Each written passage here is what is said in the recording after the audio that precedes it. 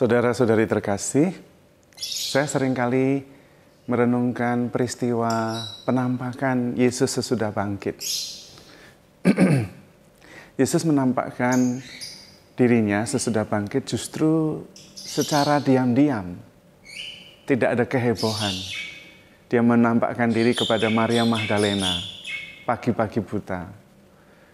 Dan Maria Magdalena hampir tidak mengerti bahwa dia adalah Yesus. Disangkanya tukang kebun, penunggu taman.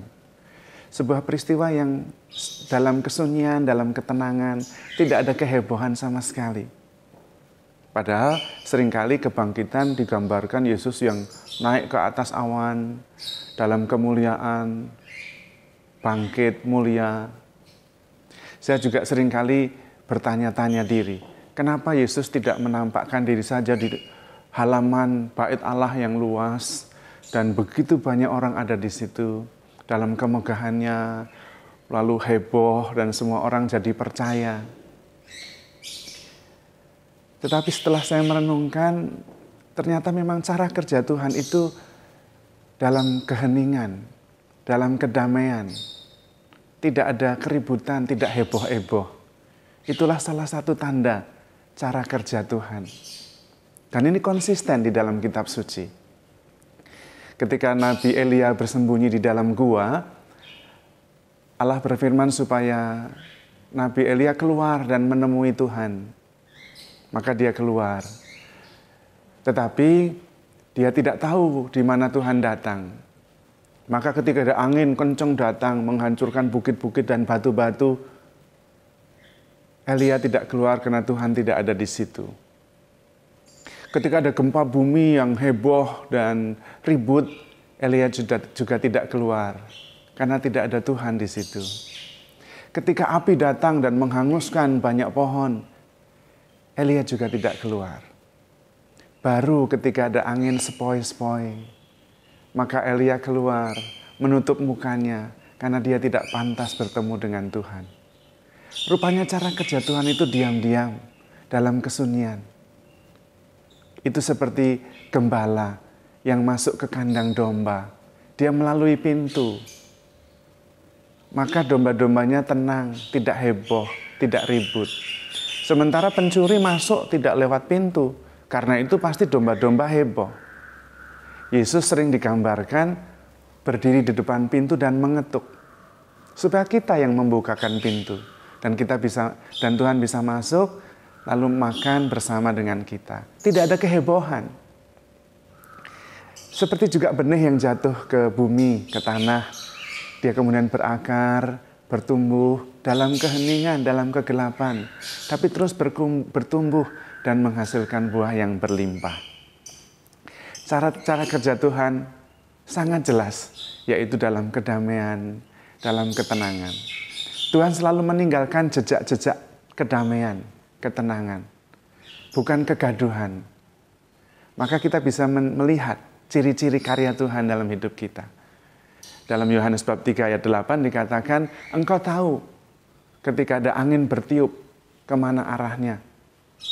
Tapi engkau tidak tahu dari mana dia datang dan kemana dia pergi. Begitulah orang yang lahir dari roh. Dalam ketenangan, dalam kedamaian. Hal ini penting untuk mengetahui apakah kita sejalan, seturut dengan karya roh atau tidak. Yaitu dari kegaduhan atau kedamaian yang ditinggalkan. Termasuk dalam pelayanan. Kalau kita dalam pelayanan, lalu menimbulkan keributan sini, keributan sana, hati kita tidak damai. Nah, hati-hati. Roh Kudus tidak berkarya dengan heboh-heboh. Juga kalau ada kehebohan di sana-sini, dia bisa begini, dia bisa menyembuhkan ribuan orang. Dia bisa membangkitkan orang mati, heboh di sana-sini. Hati-hati.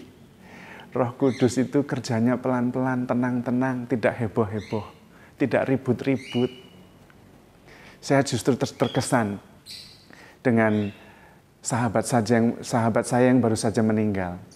Sahabat saya yang baru meninggal itu punya 2 sahabat yang sangat kental. Dan saya bisa membayangkan betapa marah kecewa dan hancurnya dua sahabat ini yang ditinggalkan oleh sahabat dekatnya. Dan salah satu sahabat itu sharing kepada saya, Romo, hari pertama, waktu misa pertama untuk sahabat kita itu, saya itu marah kepada semua orang, kepada Tuhan juga. Tetapi hari yang kedua, entah bagaimana saya tidak tahu, saya menemukan kedamaian, ketenangan, bahwa sahabat saya ini sudah bahagia, dan dia tidak mau saya menjadi marah. Maka saya merasakan ketenangan. Itu karya Roh. Kita tidak tahu dari mana dia datang. Bahkan kita tidak bisa membayangkan. Tapi Roh Kudus tetap berkarya. Maka mari kita teliti karya Roh dalam hidup kita.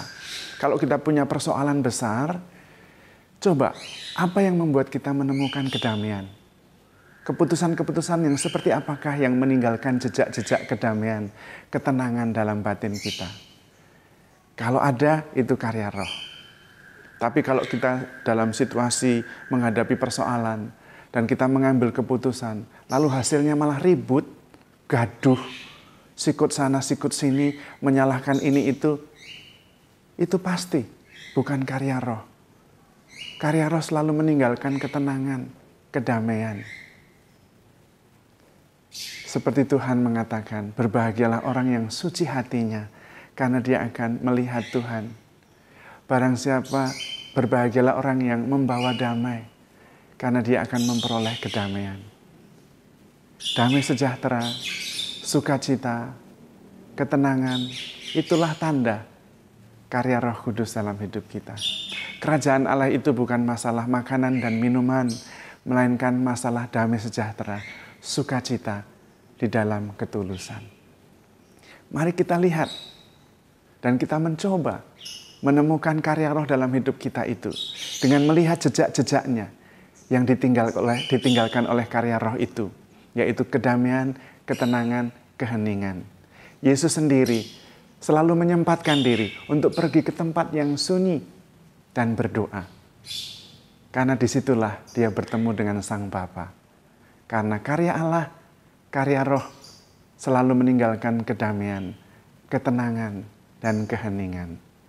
Tetapi karya pencuri, karya roh jahat selalu menimbulkan kegaduhan, meninggalkan kekacauan, meninggalkan keresahan di sini dan di sana.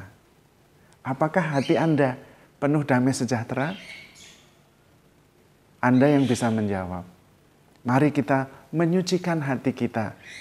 Karena berbahagialah orang yang suci hatinya, dia akan melihat Allah. Di dalam kedamaian, di dalam ketenangan. Tuhan memberkati.